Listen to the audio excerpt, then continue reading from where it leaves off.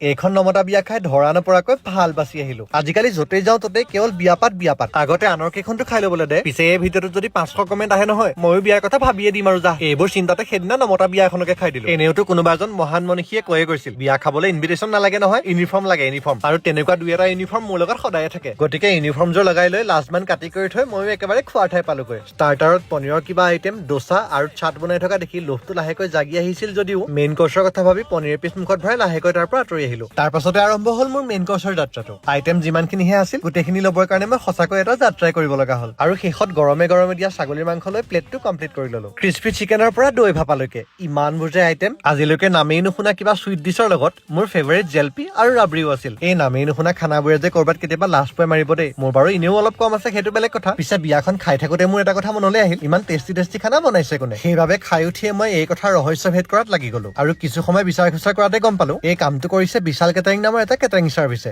মই বোলো নহয়, তেওঁলোকক এটা ধন্যবাদ দিবই লাগিব। সেইকাৰণে ভাবিলো তেওঁলোকৰ ফোন নাম্বাৰটোকে ভিডিঅ'ত লগাই দিম। আপোনালোকৰ কাৰোবাৰ যদি বিয়া পাতিব লগা আছে, কামত আহিব দিয়কচোন। ফোন কৰি আপোনালোকে এনকুৱাৰীও কৰিব পাৰিব। পিছে নমতা বিয়াৰ ভিডিঅ'টো চাই কেনেকুৱা পালে? মনত থাকিব নহয়, 500 কমেণ্ট লাগিব, 500। আজিলৈ আহিছো দেই, বাই।